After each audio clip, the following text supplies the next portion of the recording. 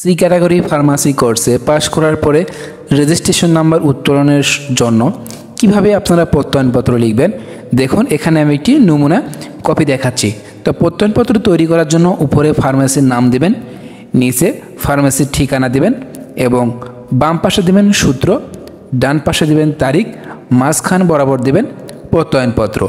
দেওয়ার পরে দেখুন নিচে আমি এই মর্মে প্রত্যয়ন করিতেছি যে স্টুডেন্টের নাম দিবেন, পিতার নাম দিবেন, মাতার নাম দিবেন, গ্রামের নাম, ডাকঘরের নাম, উপজেলার নাম, জেলার নাম। তো উপরে এটা স্টুডেন্টের তথ্য দিবেন। তো স্টুডেন্টের তথ্য দেওয়ার পর নিচে সে আমার ফার্মেসিতে গত 3 বছর যাবৎ নিষ্ঠা ও সততার সহিত সেলসম্যান হিসেবে কাজ শিখছেন। এখানে আপনারা যে কোনো একটি সংখ্যা দিবেন, 3 বছর হোক, 2 বছর হোক, 6 মাস হোক, 8 মাস হোক, যে কোনো একটি সংখ্যা আপনারা এখানে ব্যবহার করবেন।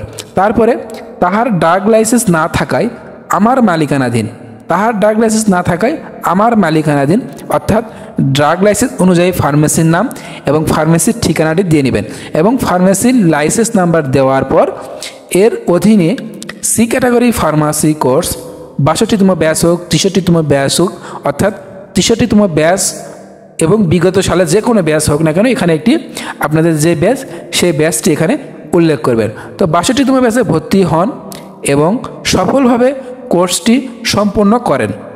যাতে আমার কোনো আপত্তি ছিল না, আমি স্বেচ্ছায় তাকে ফার্মাসিস্ট কোর্সের রেজিস্ট্রেশন নাম্বার উত্তোলনের অনুমতি প্রদান করলাম। তো এইভাবে সঠিক নিয়মে আপনারা একটি রেজিস্ট্রেশন নাম্বার উত্তোলনের জন্য প্রত্যয়নপত্র তৈরি করে নেবেন। অর্থাৎ সি ক্যাটাগরি ফার্মাসি কোর্সে ভর্তির সময় যে প্রত্যয়নপত্রটি দিয়েছেন সেই প্রত্যয়নপত্র কিন্তু হবে না, নতুন করে একটি প্রত্যয়নপত্র আপনারা তৈরি করবেন। আমি এই ভিডিওতে একদম সঠিক নিয়ম এবং সঠিক পদ্ধতিতে একটি প্রত্যয়নপত্র আমরা আপনাদেরকে উল্লেখ করলাম। এই প্রত্যয়নপত্র অনুযায়ী আপনারা রেজিস্ট্রেশন নাম্বার উত্তোলন করবেন। তো প্রত্যয়নপত্রটি লিখলেন, এরপরে কি কাজ সেটা আমি বলতেছি। ড্রাগ লাইসেন্সের যিনি মালিক তার একটি সিগনেচার নেবেন এবং তার দোকানের একটি সিল নেবেন। অবশ্যই কিন্তু যিনি ড্রাগ লাইসেন্সের মালিক তার থেকে কিন্তু একটি আপনাদেরকে সিল নিতে হবে এবং দোকানের একটি সিল বসিয়ে নেওয়ার পর তার একটি সই দিয়ে নিতে হবে। নেওয়ার পরে এই প্রত্যয়নপত্রটি আপনাদেরকে বিসিএস ক্যাডার দ্বারা সত্যায়িত করতে হবে। অবশ্যই কিন্তু আমি আপনাদের কাছে রিকোয়েস্ট করব, অবশ্যই আপনারা বিসিএস ক্যাডার দ্বারা আপনাদের এই প্রত্যয়নপত্রটি সত্যায়িত করে নেবেন। তো সত্যায়িত করার আগে প্রত্যয়নপত্রটি আপনারা কম্পিউটার থেকে প্রিন্ট করে টাইপ করে সুন্দর করে বের করে নিয়ে ভালোভাবে দেখে নেবেন কোথাও কোনো সমস্যা আছে কিনা।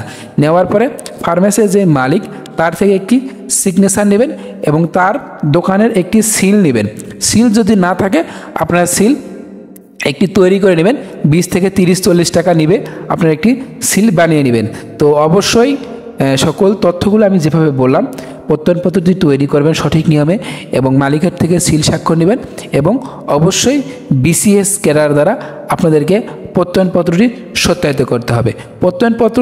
প্রত্যয়নপত্র কেন, যে সকল ডকুমেন্ট রেজিস্ট্রেশন নাম্বারের জন্য লাগবে সকল ডকুমেন্টগুলো আপনাদেরকে বিসিএস ক্যাডার দ্বারা সত্যায়িত করে নিতে হবে।